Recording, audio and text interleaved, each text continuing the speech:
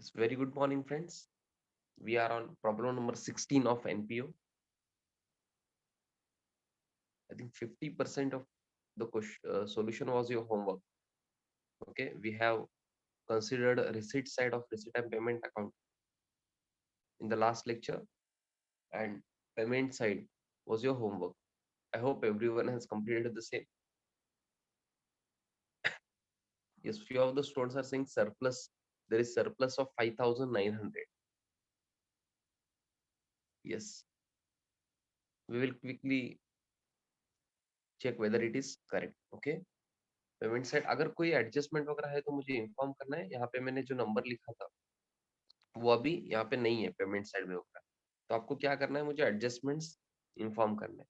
Sir आपके पास book नहीं है क्या? बुक है बच्चे, फिर भी आपको बताना है मुझे। ओके, आपसे ही आंसर चाहिए मुझे। आप ही बताओगे एडजस्टमेंट है या नहीं। आपका कॉन्सेंट्रेशन लेवल अच्छा होना चाहिए। ओके, मेरे लिए क्लासेस नहीं है, आपके लिए क्लासेस है। Okay, yes. Salaries, salaries revenue expenditure या कैपिटल एक्सपेंडिचर, सबको आंसर देना है बिकॉज आपने होमवर्क किया है। अब तो लिखना नहीं है कुछ।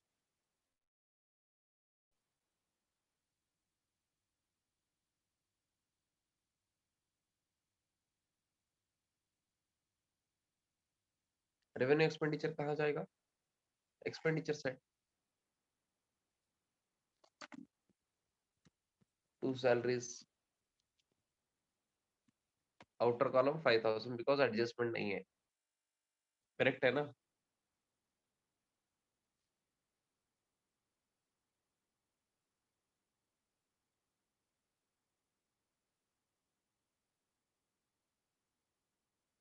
Next, rent including 2,000 for 17-18। our current year is 18-19. I hope everyone knows that current year is 18-19. They are talking about 2017-18. That means rent paid includes this 5,000 includes 2,000 for 2017-18. Adjustment भी है बोल रहे हैं बच्चे। Okay, तो adjustment number I think 2 है। Outstanding rent for current year amounted to 1,000। Okay, वो भी हम कंसिडर करेंगे। पहले तो ये रेंट जो आपने पे किया है, this is revenue expenditure. Revenue expenditure है तो कहाँ जाएगा? एक्सपेंडिचर साइड में। एक्सपेंडिचर साइड में टू रेंट, इनर कॉलम में 5,000। और इसमें उन्होंने बोला है कि 2017-18 का जो है वो अमाउंट है 2,000 रुपीज। मुझे बोलो, ये जो 5,000 में 2,000 है 2017-18 की, can we show that 2,000 rupees on expenditure side of the income and expenditure? Can we show? नहीं, हम सिर्फ करंट ईयर का दिखाएंगे ना बच्चे, लास्ट ईयर का क्यों दिखाएंगे? समझ रहा है? यस, फॉर 2017-18 ऐसे लिख सकते हो आप 2,000। ओके, और ये लेस होने के बाद कितना आएगा? 3,000। इनर कॉलम में ही लेना है आपको, इनर कॉलम में ही 3,000।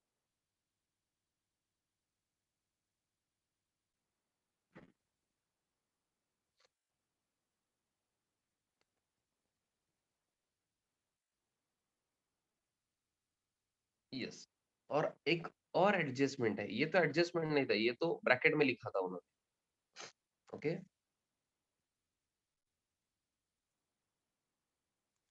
यस, मैं सिर्फ करंट ईयर का ही ले रहा हूँ ना फिर गौतमी, मैंने करंट ईयर का ही लिया है।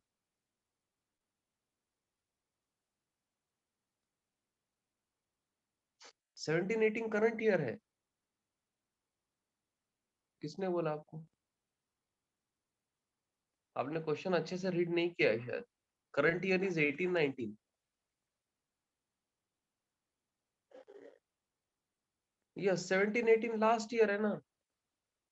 यस, करेक्ट है ना। फिर 17-18 का ही लेस किया है मैंने 2,000। ये हमें नहीं दिखाना है इनकम एंड एक्सपेंडिचर अकाउंट। आपकी क्वेरी नहीं समझ रही है मुझे गौतमी। ओके, नाउ एडजस्टमेंट थोड़ा सा और इलाबरेट करो, देन आई विल एक्सप्लेन। अब एडजस्टमेंट देखते हैं। Outstanding rent for current year amounted to 1000।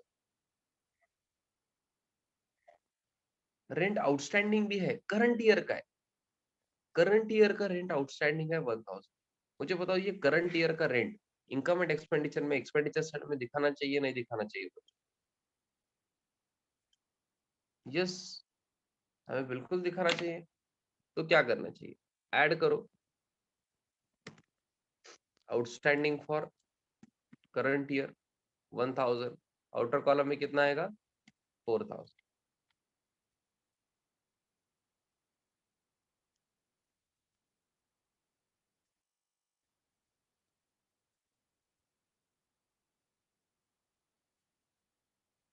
Gautami, have you understood this?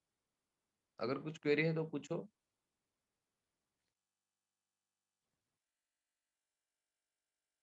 Okay, अब ये आउटस्टैंडिंग जो है करंट ईयर का, इसका सेकेंड इफेक्ट कोई बता सकता है मुझे? करंट ईयर के लिए आउटस्टैंडिंग रेंट है 1000 रुपीज, इसका सेकेंड इफेक्ट प्लीज।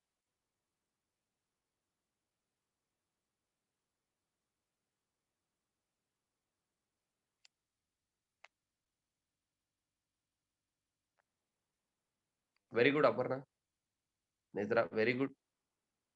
अरे balance, Gautami please think again. Balance sheet मुझे पता है, साइड बताओ। Bhagyashree very good. Yes Tanvi very good. Shravani very good. Ayesha please think again. Basics बहुत इंपॉर्टेंट है। Aniket very good. अरे सुनो ना, कुछ बच्चे, हाँ मैक्सिमम आंसर है received is liability side which is correct. Gautami very good. This rent is payable और रिसीवेबल? दिस इज पेएबल ना, रेंट पेमेंट साइड में है बच्चों, हम पेमेंट कर रहे हैं रेंट का। This is payable. अगर वो आउटस्टैंडिंग बोल रहे हैं, खर्चे के रिलेटेड बात हो रही है, एक्सपेंडिचर के रिलेटेड बात हो रही है, तो पेएबल होगा ना amount. This rent is payable. Payable कहाँ लेते हो आप? Liabilities side. Okay, yes. So ये कहाँ जाएगा? बैलेंस शीट लायबिलिटी साइड में जाएगा, but we have not prepared balance sheet. Why? Because they have not asked us balance sheet. फिर भी मैंने जस्ट डिस्कस किया है। नेक्स्ट, हाँ मैं थोड़ा सा फास्ट ले रहा हूँ ये, बिकॉज ये होमवर्क था। अगर किसी को कुछ क्वेरी है तो बोलो। Electricity charges, this is revenue expenditure. ये जाएगा, कहाँ जाएगा? To electricity charges.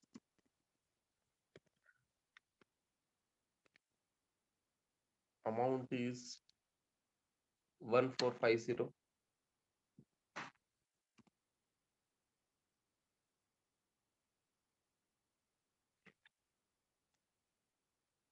Yes, next,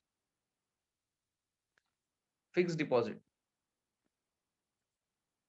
ये रेवेन्यू एक्सपेंडिचर है, गलती से मैंने रेवेन्यू रिसीट लिख दिया था। This is revenue expenditure, electricity charges. हाँ, फिक्स डिपॉजिट बोलो चलो। फिक्स डिपॉजिट रेवेन्यू या कैपिटल?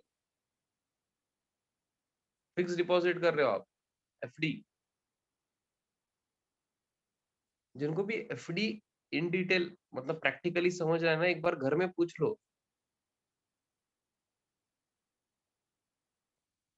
पापा से या अंकल से या दादा दादी से, घर में जो भी हो, जो थोड़ा सा फाइनेंशियल मैनेजमेंट देखते हैं, उनको पूछ सकते हो आप what is FD, fix deposit क्या होता है, इसी वर्डिंग में पूछो। ओके, हाँ मैंने तो आपको बताया है, इन्वेस्टमेंट है, बैंक में जाके आप एक 1 ईयर के लिए, 5 ईयर के लिए, 3 ईयर्स के लिए रख सकते हो पैसे, इंटरेस्ट रेट ज्यादा मिलता है, इतना सब कुछ मैं बता चुका हूँ। बट प्रैक्टिकली वो एफडी रिसिट वगैरह दिखा सकते हैं आपको। Okay, yes. So this is capital expenditure, it will go to, ये एक्सपेंडिचर साइड में जाएगा ना, capital expenditure.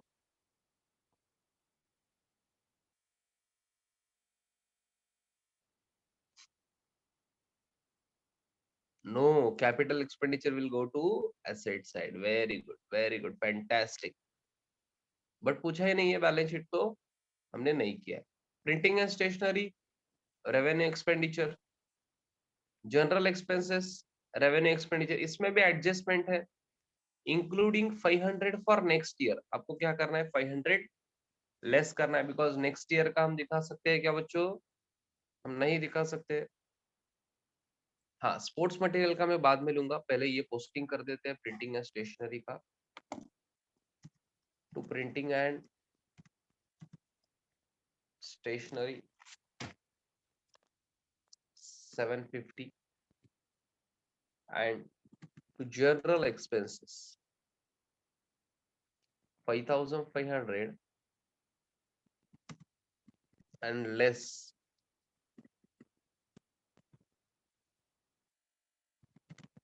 paid for next year 500 outer column 5000।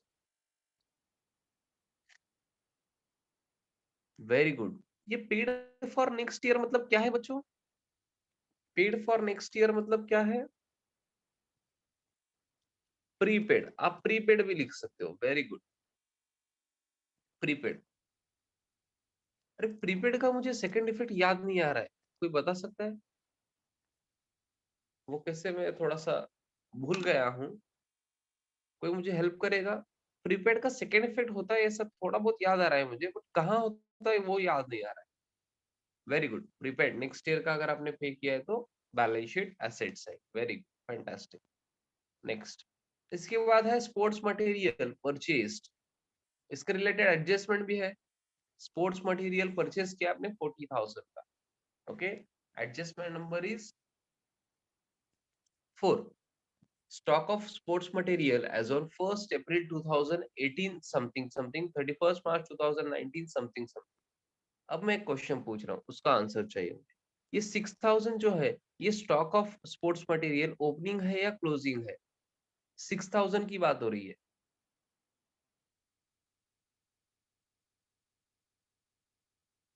सबको आंसर देना है,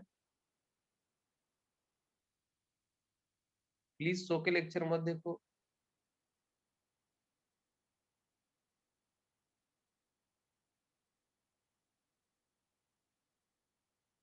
हाँ, इतना सब कुछ बोल के भी कुछ बच्चे सो के ही लेक्चर देखते हैं, मुझे पता है। ये ओपनिंग है तरुण, ये ओपनिंग है। करंट ईयर 2018-19 है, 1st April 2018 is opening date, this is opening date. Tarun you have to study a lot. 2018-19 अगर करंट ईयर है तो इसका मतलब होता है 1st अप्रैल 2018 से 31st मार्च 2019 तक ये ईयर है। तो 1st April 2000 is opening date, opening date में ओपनिंग स्टॉक होगा ना, एंड 31st मार्च 2019 को ये क्लोजिंग है, ओके। हाँ, सुनो, बहुत इंपॉर्टेंट पॉइंट आपको बताने जा रहा हूँ, बहुत इंपॉर्टेंट पॉइंट। जब भी स्पोर्ट्स मटेरियल क्वेश्चन में आएगा, आपको ये चेक करना है कि opening stock and closing stock है क्या। जब भी opening stock and closing stock of sports material आपके पास होगा, तब अभी मैं जो प्रेजेंटेशन आपको बताने वाला हूँ, मतलब इस सॉल्यूशन में जो मैं प्रेजेंटेशन बताने वाला हूँ, वैसे ही करना है आपको। सर ये ऐसा क्यों बता रहे हो, मतलब अलग भी टाइप का आ सकता है क्या क्वेश्चन? यस बच्चों, स्पोर्ट्स मटेरियल रिलेटेड और एक एडजस्टमेंट है, वो आ सकता है, अपने क्वेश्चन सेट में भी है, बुक में भी है, वो बाद में कवर करो। बट अभी के लिए क्या याद रखना है, जब आपके पास opening stock and closing stock of sports material होगा और पेमेंट साइड में स्पोर्ट्स मटेरियल परचेस्ड होगा, तो आपको कैसे फॉलो करना है, डेयरी मिल्क जैसे फॉलो करना है। डेयरी मिल्क आपने क्या किया था बच्चों, याद है क्या? अरे डेयरी मिल्क याद है क्या? आपके पास कितने डेयरी मिल्क थे? आपके पास 6 डेयरी मिल्क थे, याद है क्या? मैंने आपको 40 डेयरी मिल्क दिए, कितने? आपके पास 6 डेयरी मिल्क ऑलरेडी थे, मैंने आपको 40 डेयरी मिल्क अगर दिए तो आपके पास 46 हो गए। बट अगर मैं आपके पास चेक करूं 31st मार्च को, मतलब डे एंड को, तो आपके पास सिर्फ 14 बाकी है क्लोजिंग। तो मुझे बताओ आपने कितने डेयरी मिल्क खा लिए बच्चों?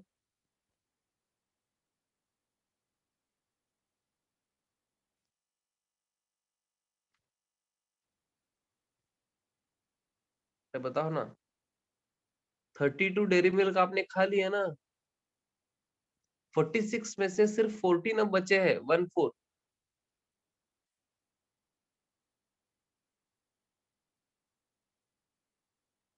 तो 32 तो आपने खा लिए डेयरी मिल्क। सर एक दिन में ऐसा इतना थोड़ी कौन खाता है सर। दिस वॉज एग्जाम्पल बच्चे, हाँ सच में ऐसा नहीं करना है। नहीं सर, आज सर ने बोला तो पापा को बोलोगे आज जाके लेक्चर के बाद, सर ने बोला है 6 डेयरी मिल्क ऑलरेडी हमारे पास थे और 40 आपको देना है, तो 46 डेयरी मिल्क हो जाएंगे। हाँ, ऐसे नहीं करना है घर में, okay. This is just example. हाँ, तो स्पोर्ट्स मटेरियल का भी ऐसा ही करना है आपको। This is dairy milk consumed, तो वैसे ही स्पोर्ट्स मटेरियल कंज्यूम्ड भी होता है। अब एक बच्चे को लगेगा सर स्पोर्ट्स मटेरियल कंज्यूम्ड ऐसा भी होता है क्या सर, हम कंज्यूम करते हैं क्या स्पोर्ट्स मटेरियल, ये क्या बात कर रहे हो सर, ये तो आप थोड़ा सा कुछ तो अलग ही बोल रहे हो सर, हमने तो सुना भी नहीं है सर। हाँ बच्चे, वो भी एक्सप्लेन करता हूँ, पहले आप लिख लो। मतलब आपने लिखा ही होगा, बट एक बार प्रेजेंटेशन देखो और ये प्रेजेंटेशन भी लिख लो। तो स्पोर्ट्स मटेरियल कंज्यूम्ड ऐसा लिखना है आपको। ओपनिंग स्टॉक, ओपनिंग स्टॉक कितना है बच्चे, 6000। एड परचेसेस, परचेसेस कितना है बच्चे, 40,000। तो आपके पास 46,000 का स्टॉक है, और लेस क्लोजिंग स्टॉक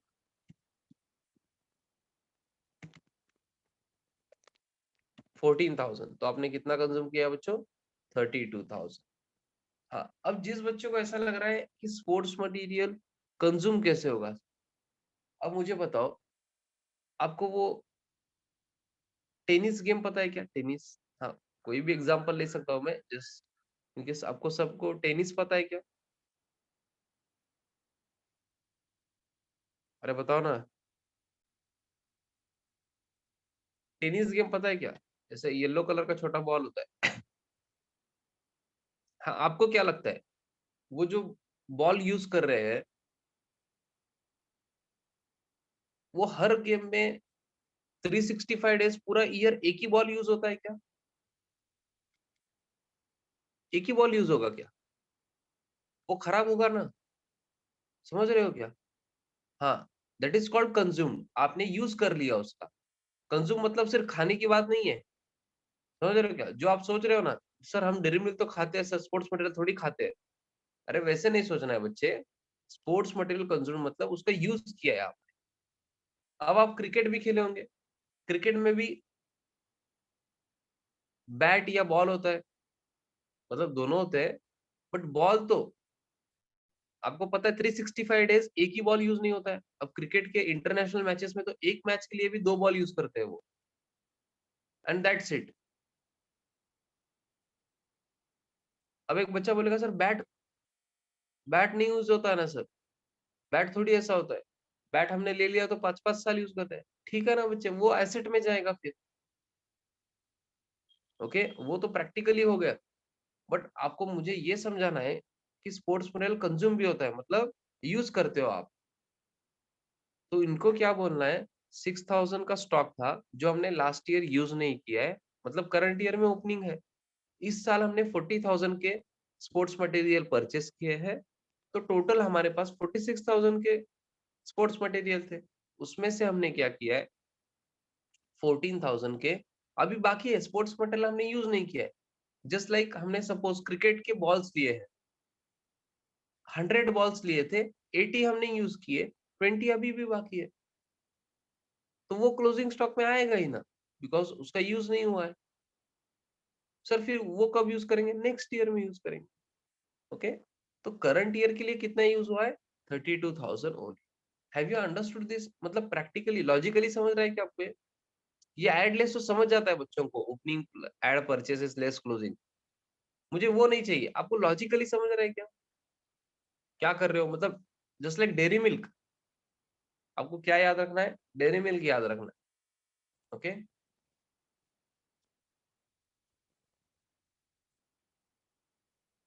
अरे समझ रहा है या नहीं, क्या झंडू बम जैसे बैठे हो आप, एक भी आंसर नहीं आ रहा है, क्या कर रहे हो। यस नो कुछ तो बोलो ना। हाँ, चलो वेरी गुड। अब सुनो, इसका सेकंड इफेक्ट कहाँ जाता है? इसका सेकंड इफेक्ट मुझे किस मतलब किसका, क्लोजिंग स्टॉक का, closing stock of sports material का इफेक्ट जाता है balance sheet asset side. Okay, सिर्फ क्लोजिंग स्टॉक का, ये 32,000 का नहीं, सिर्फ जो closing stock of sports material है वो जाएगा क्लोजिंग बैलेंस शीट के एसेट साइड। सर फिर वो ओपनिंग स्टॉक कहाँ जाएगा? वो ओपनिंग बैलेंस शीट के एसेट साइड। ओके, वो भी आपको पता होना चाहिए।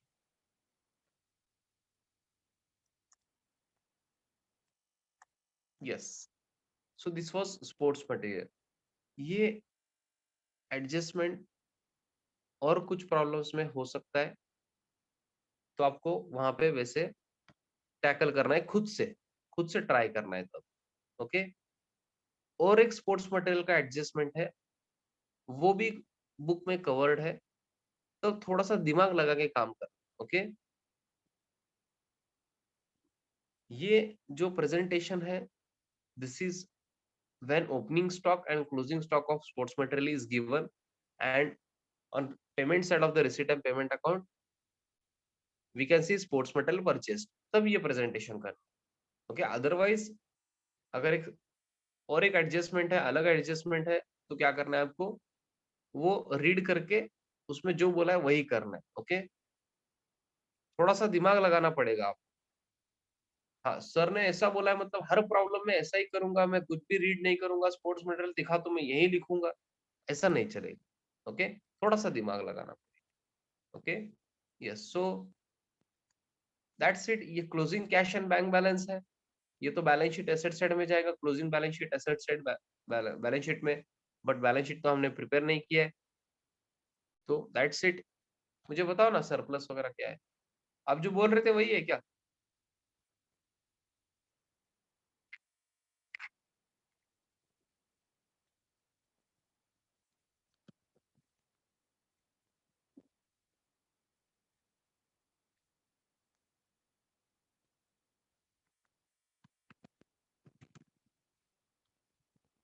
टू सरप्लस ये कितना आता है बच्चों? अरे बताओ ना।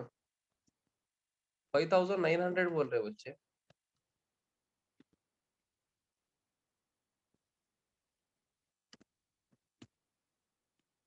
Okay, great. 5,900 is correct, but जिनका आंसर रॉन्ग आया था, कुछ बच्चे 6,000 बोल रहे थे, वो 1,000 का डिफरेंस देखो कहाँ हो रहा है। Please check your solution, problem number 16 का।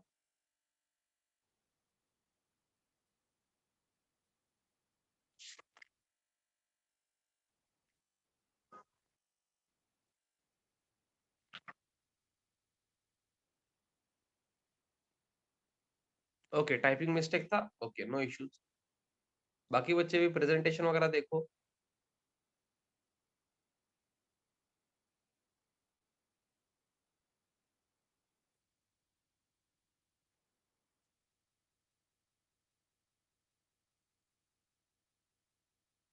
चलो, होमवर्क चाहिए क्या? सर बिल्कुल चाहिए सर, अभी तो सिर्फ होमवर्क करना है, हमको पता है सर। आप होमवर्क देने वाले हो सर, पूछते क्या हो, दे दो सर, एक बार का हम कर देते हैं। एक एकदम छोटू सा प्रॉब्लम है, ज्यादा बड़ा नहीं है, सिर्फ इनकम एंड एक्सपेंडिचर ही है। एक छोटू सा प्रॉब्लम, प्रॉब्लम नंबर 17 आपके लिए होमवर्क। ओके, भारतीय कला केंद्र। ओके,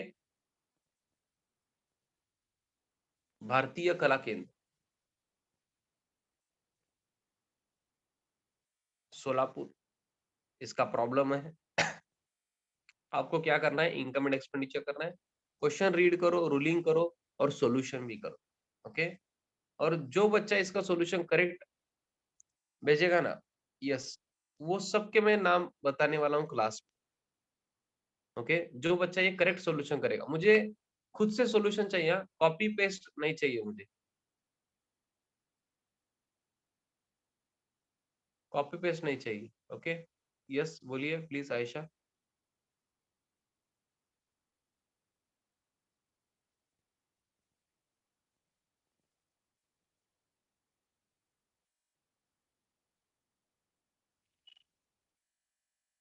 प्रॉब्लम नंबर 17 की बात हो रही है।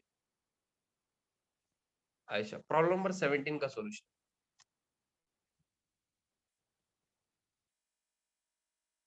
हाँ, प्रॉब्लम नंबर 17 आपका होमवर्क है,